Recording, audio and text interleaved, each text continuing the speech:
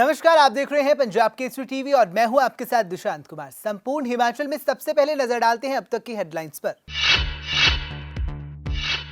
देश की 15वीं राष्ट्रपति बनी Draupadi Murmu. Chief justice N V Ramana ने दिलाई राष्ट्रपति पद की शपथ। शपथ समारोह में शामिल हुए सीएम जयराम ठाकुर। राष्ट्रपति द्रौपदी मुर्मू को दी बधाई। शिमला के भट्टा कुफर में बेकाबू ट्रक ने रौंदी 20 से 25 गाड़ियां। हादसे में करीब 11 लोग घायल। ट्रक की ब्रेक फेल होने से हुआ हादसा। घायलों में पहाड़ी गायक विक्की चौहान भी मौजूद। आईजीएमसी में भर्ती घायलों का इलाज जारी। बारिश ने धोया आम आदमी पार्टी का कार्यक्रम। सोलन दौरे पर नहीं पहुंच पाए अरविंद केजरीवाल और भगवंत मान। ऑनलाइन कार्यकर्ताओं से हुए रूबरू। 9000 कार्यकर्ताओं को निष्ठावान कार्यकर्ता के रूप में दिलाई शपथ। हिमाचल घूमने आया व्यक्ति पाया गया मंकी पॉक्स पॉजिटिव। दिल्ली से शिमला मनाली घूमने आया था पर्यटक। कॉन्टैक्ट ट्रेसिंग में जुटा स्वास्थ्य विभाग। स्वास्थ्य सचिव ने की लोगों से ना घबराने की अपील।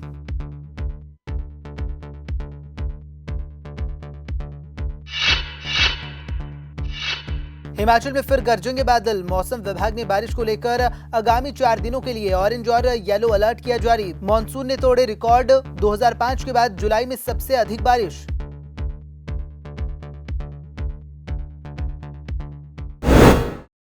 अब खबरें विस्तार से। भारत को आज अपनी पहली आदिवासी राष्ट्रपति मिल गई है। जी हां, आपको बता दें कि द्रौपदी मुर्मू ने आज भारत के 15वें राष्ट्रपति पद के लिए शपथ ग्रहण कर ली है। दिल्ली में आयोजित राष्ट्रपति शपथ ग्रहण समारोह में प्रदेश के मुख्यमंत्री जयराम ठाकुर भी शामिल हुए। सीएम जयराम ठाकुर ने द्रौपदी मुर्मू को भारत के राष्ट्रपति पद का पदभार संभालने पर बधाई दी। सीएम ने आशा व्यक्त की कि राष्ट्रपति द्रौपदी मुर्मू के कुशल मार्गदर्शन में देश नई ऊंचाइयां हासिल करेगा। आपको बता दें कि सीएम जयराम ठाकुर पिछले 3 दिनों से दिल्ली दौरे पर हैं और उनके मंगलवार तक प्रदेश में वापस लौटने का कार्यक्रम है।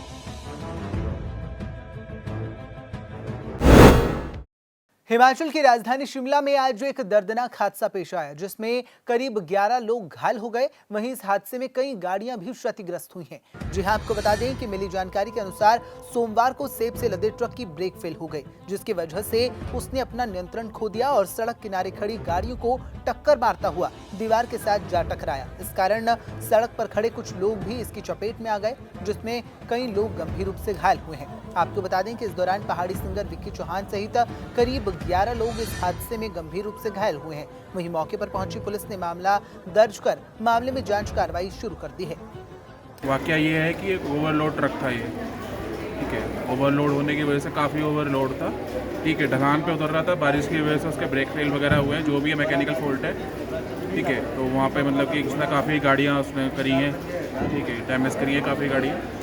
और जब मैं पहुंचा तो ये भाई था, ठीक है, जिसे मैं लेके आया हूँ, ठीक है। इसकी हड्डी वगैरह टूटी हुई है, मांस फट के बाहर आ गया है हड्डी वगैरह, तो इसे मैं लेके आया हूँ। कितने आगे लोग हैं वो बता रहे हैं कि 8 से 9 आदमी हैं जो मतलब कि अच्छी मतलब काफ़ी घायल हैं। तो पता नहीं कितना आएगा, तो मेरे को हम लोग को भी पता नहीं है तो कितना आ गया। 12-13 आ गया और शायद आएगा। लेकिन हम लोग जो टाइल होता है ना, पत्थर, वो गाड़ी में पलटी कर रहा था। पलटी करने के टाइम में उसका ऊपर छोड़ के हम नीचे आया था। हम बाहर खड़ा था, थोड़ा रेस्ट कर लेंगे, थोड़ा बारिश भी आया हुआ है। उसका बाद मैं तो आगे जाके मैं गाड़ी में खड़ा था। उसका बाद वो सीधा मार दिया, मार के ड्राइवर को भी इधर ला गया उस्ताद को। उसके बाद इसको ला के पता नहीं, मैं गाड़ी के छलंग से मार के मैं बाहर चला गया। उसके बाद मैं भी बंदे को ढूंढ के बाद में लास्ट में मिला 2-3 बंदे को भी ऐसे मिला है। पता नहीं और कितना होगा, 40-50 का ऐसे हुआ है। आज हिमाचल प्रदेश में आम आदमी पार्टी का शपथ ग्रहण समारोह आयोजित किया गया था। जी हां, आपको बता दें कि सोलन में ये कार्यक्रम आयोजित किया गया था, जहां पर बारिश होने की वजह से आम आदमी पार्टी के राष्ट्रीय संयोजक और दिल्ली के सीएम अरविंद केजरीवाल आने वाले थे, लेकिन मौसम खराब होने की वजह से वे यहां पर नहीं पहुंच पाए। लेकिन प्रदेश भर से आए कार्यकर्ताओं में इस दौरान बारिश के बीच भी जोश देखने को मिला। हालांकि कुछ कार्यकर्ताओं के चेहरे मायूस नजर आए। वहीं वर्चुअल माध्यम से अरविंद केजरीवाल और भगवंत मान ने लोगों में जोश भरा। इस दौरान आम आदमी पार्टी के कार्यकर्ताओं को निष्ठावान कार्यकर्ताओं के रूप में शपथ भी दिलाई गई, जिसमें 9000 कार्यकर्ताओं ने निष्ठावान कार्यकर्ताओं के रूप में शपथ ग्रहण की। वहीं पार्टी प्रभारी संदीप पाठक ने कहा कि आम आदमी पार्टी आज हर घर तक पहुंच चुकी है और आने वाले दिनों में संगठन को मजबूत कैसे किया जाए, इसके लिए भी रणनीति तैयार की जाएगी। आज लगभग 9,000 से भी ज़्यादा ऑफिस बेरर हैं, उनकी शपथ हुई है। ये संगठन जो है पंचायत लेवल तक पहुंच चुकी है। हर पंचायत में पंचायत प्रमुख, पंचायत उप प्रमुख और सेक्रेटरी तक की ऑफिस बेरर सेलेक्ट हो चुके हैं। इसके बाद अगला कदम जो है लगभग 10 से 15 दिन में सारे जो विलेजेस हैं वहाँ पे विलेज की कमेटी बन जाएगी। तो इस तरीके से आप देखेंगे कार्यकर्ता तो छोड़ दीजिए, संगठन के पदाधिकारी हैं वो लगभग 10,000 के आसपास ज़्यादा हो गए। इसका बहुत ज़्यादा रिलेवेंस है।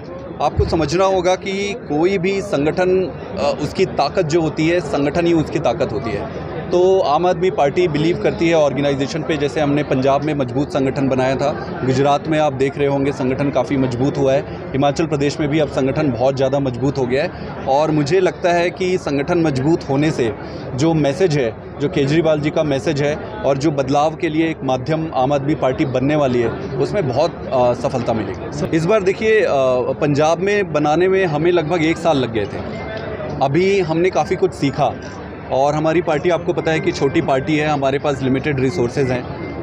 उसके बावजूद आप देखोगे कि यहाँ 3 महीने में जो संगठन पूरे विलेज लेवल तक पहुँच रही है, तो ये काफ़ी बड़ी उपलब्धि है। तो मुझे लगता है कि ये काफ़ी जल्दी होनी चाहिए और अगले 15-20 दिन में हम बूथ लेवल तक पहुँचेंगे। हिमाचल में टिकट के पैमाने क्या होंगे? किसी भी जगह पे टिकट का पहला प्राइमरी फोकस तो विनेबिलिटी होती है, बट विनेबिलिटी होने के साथ साथ जो भी कैंडिडेट हैं वो ईमानदार होना चाहिए, उनका छवि स्वच्छ होना चाहिए, जनता उसे पसंद करे, सबसे इम्पोर्टेंट चीज़। सर, पंजाब में लॉ एंड ऑर्डर की बात बहुत हुई कि पंजाब में लॉ एंड ऑर्डर पंजाब सरकार के कंट्रोल में नहीं आ रहा है। मुझे लगता है कि लॉ एंड ऑर्डर पंजाब में इससे पहले अच्छा कभी हुआ नहीं है। आप देखोगे घंटे के हिसाब से एक्शंस हो रहे हैं, घंटे 24 घंटे में एक्शन हो रहे हैं, 36 घंटे में, घंटे से ज़्यादा हम लेंगे नहीं। लॉ एंड ऑर्डर इतना अच्छा होगा पंजाब में, वो एक एग्जाम्पल सेट करेंगे। रोड से कोई प्रावधान नहीं किया था कि बाय रोड आ सके? रोड से आने में भी ट्राई किए थे। रोड में बारिश हो रही थी, रोड में भी बहुत बारिश हो रही थी, टाइम लग रहा था। हमने सारे प्रावधान चेक किए थे और एक तो ये भी होता कि कैंसिल भी कर सकते थे, लेकिन हम कैंसिल नहीं किए, हमने इसे एग्जीक्यूट किया। सर ने यहाँ पे मोटिवेट किया है, अभी बहुत जल्दी आएंगे सर। हिमाचल विधानसभा चुनावों के नजदीक आते ही अब भाजपा के बाद कांग्रेस ने भी आगामी विधानसभा चुनाव में जीत का दावा किया है। आपको बता दें कि इसी कड़ी में कांग्रेस के मीडिया पैनलिस्ट शगुन दत्त शर्मा ने भी आने वाले दिनों में पार्टी में भाजपा के कई बड़े नेताओं के कांग्रेस में आने की बात कही है। वहीं उन्होंने कहा कि भाजपा का कार्यकर्ता भाजपा सरकार से ही दुखी हो चुका है, जिस कारण भाजपा के कार्यकर्ता भाजपा को छोड़कर कांग्रेस में शामिल हो रही हैं। वहीं इसी दौरान उन्होंने विधानसभा चुनाव में जीत दर्ज करने की भी बात कही। हम 2019 से अगर बात करें, जब 2019 के चुनाव थे, उस वक्त भी भारतीय जनता पार्टी के पूर्व प्रदेशाध्यक्ष सुरेश चंदेल कांग्रेस में आए। उसके बाद भी अन्य कई पार्टी के इनके नेता जो हैं वो कांग्रेस की तरफ आ रहे हैं और बहुत से सीनियर लीडर्स के साथ जो है वो कांग्रेस की बात चली हुई है, क्योंकि भाजपा का कार्यकर्ता ही आज जो है वो त्रस्त हो चुका है, वो डिमोरलाइज्ड है।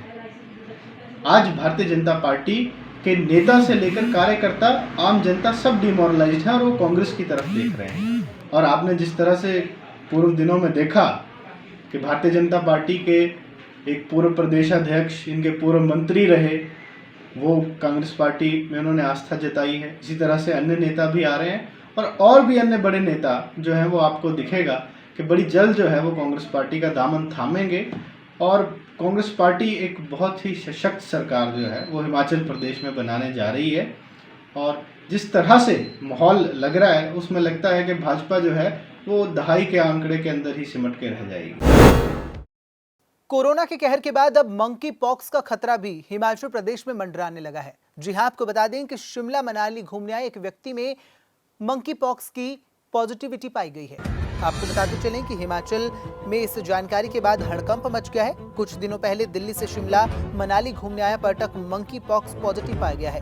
वहीं स्वास्थ्य विभाग अब ये जानकारी जुटाने में जुट गया है कि पर्यटक शिमला और मनाली में कहां-कहां रुका था और किन लोगों के संपर्क में आया है। स्वास्थ्य सचिव ने इस दौरान लोगों से किसी भी तरह की पैनिक न करने की अपील की है।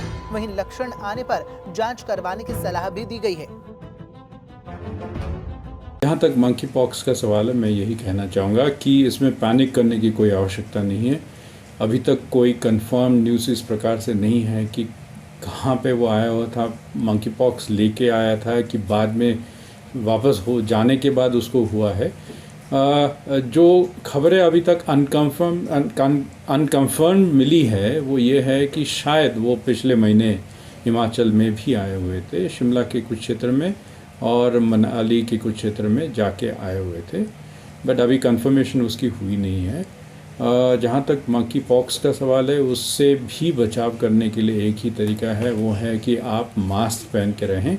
और अगर किसी को किसी प्रकार के सिम्टम्स की नज़र आती है, सिम्टम्स है बॉडी में रैशेस आना, पहले तो माइल्ड बुखार होती है, सर दर्द होता है, बॉडी से बदन में दर्द होता है और लिम्फ नोड्स की स्वेलिंग होती है और फिर रैशेस आना शुरू होता है।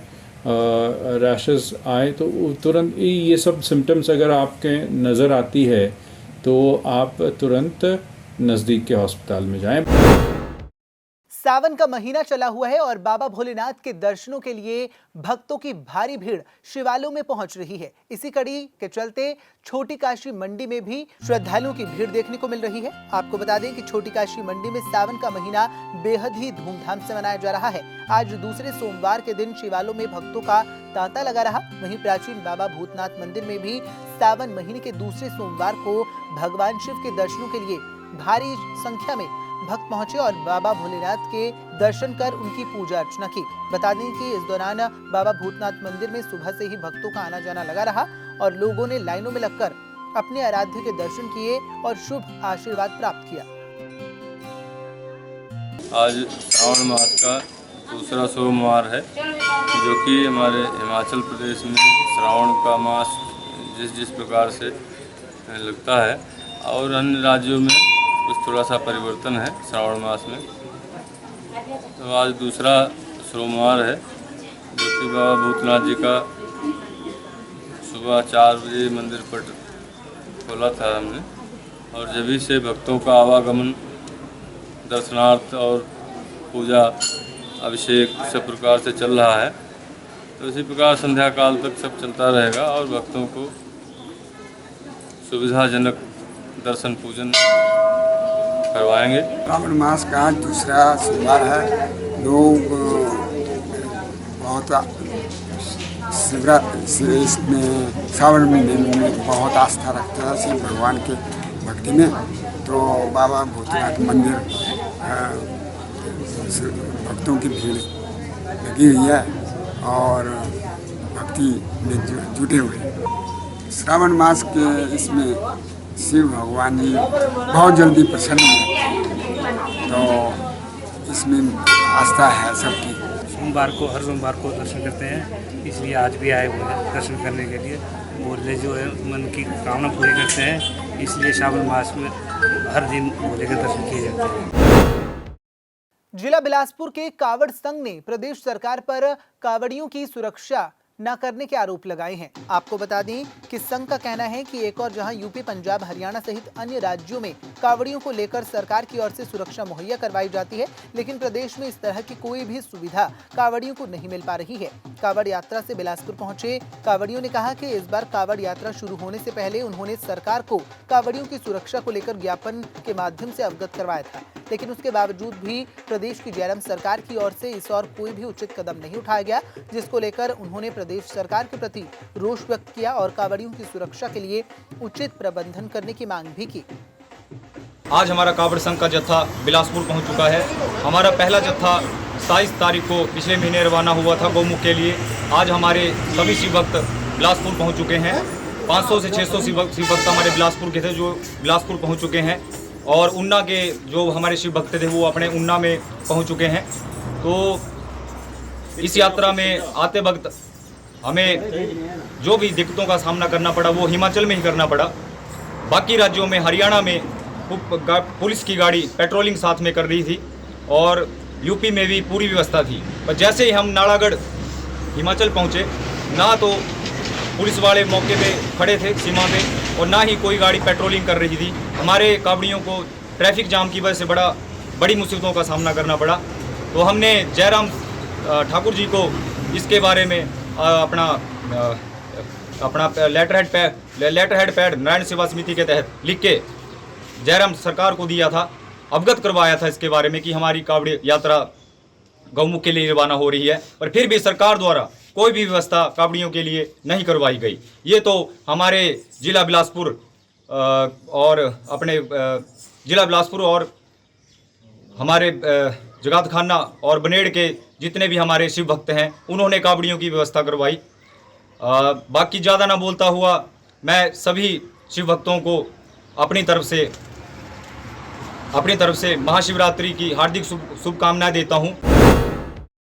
हिमाचल प्रदेश में एक बार फिर मानसून सक्रिय होने वाला है, जिसको लेकर मौसम विभाग ने अलर्ट जारी कर दिया है। आपको बता दें कि हिमाचल प्रदेश में इस बार मानसून जमकर मेघ बरसा रहा है। वहीं प्रदेश में 2005 के बाद इस साल जुलाई माह में सबसे ज्यादा बारिश रिकॉर्ड की गई है।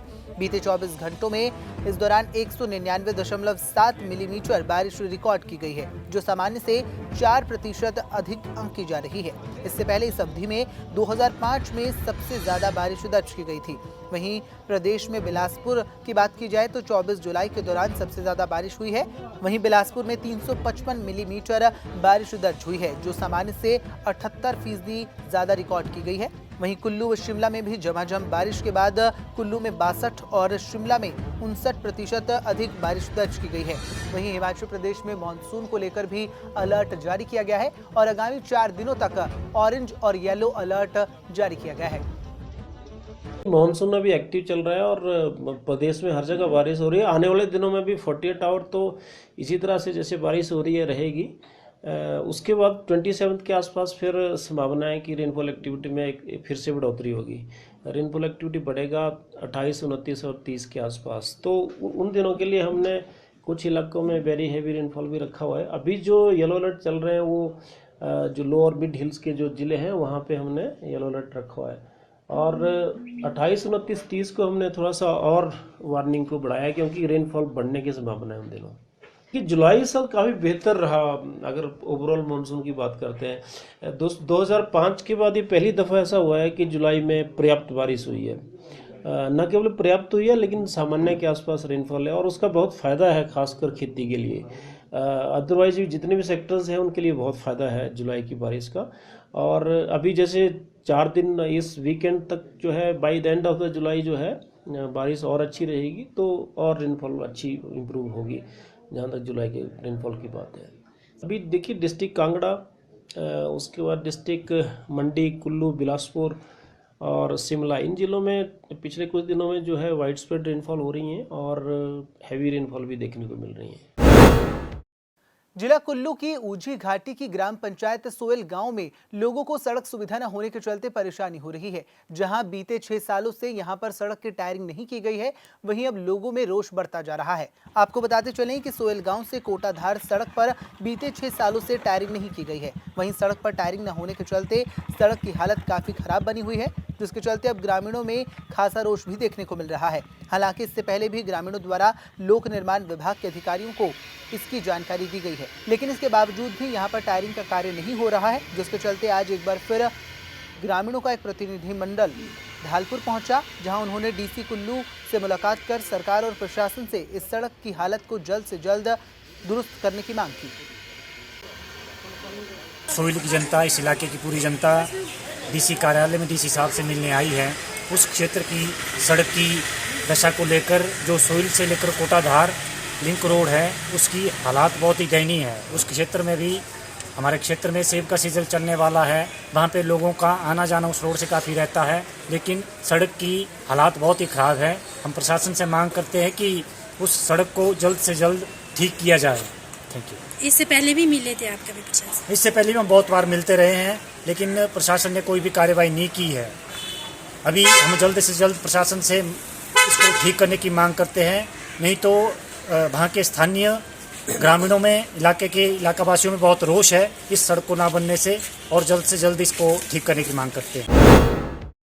हिमाचल प्रदेश के लाहौल स्पीति में मने रंग पर्वत को भारतीय सेना के डोगरा रेजिमेंट द्वारा फतेह कर लिया गया है। आपको बता दें कि इस दौरान 18 सदस्यीय दल ने 16 जुलाई को पर्वत की चोटी पर तिरंगा लहराया। वहीं चोटी फतेह करने के बाद स्काउट दल 22 जुलाई को वापस समूदो पहुंच चुका है। बता दें कि 4 जुलाई को भारतीय सेना के डोगरा स्काउट के जवानों का 18 सदस्यीय दल लाहौल स्पीति के ऊंचे पर्वत मनीरंग की चढ़ाई पर निकला था। इस दल में 2 ऑफिसर, 2 जेसीओ और 14 अन्य रैंक के अधिकारी शामिल थे। हालांकि इससे पहले भी डोगरा स्काउट दल मनीरंग पर्वत का ट्रैक कर चुका है। वहीं पर्वत फतेह कर लौटते समय दल ने कवांग और क्यूलिंग्स गांव में डोगरा स्काउट और काजा अस्पताल के डॉक्टरों की टीम द्वारा मेडिकल कैंप का आयोजन भी किया गया। इस दौरान कैंप में 74 लोगों की स्वास्थ्य की जांच भी की गई।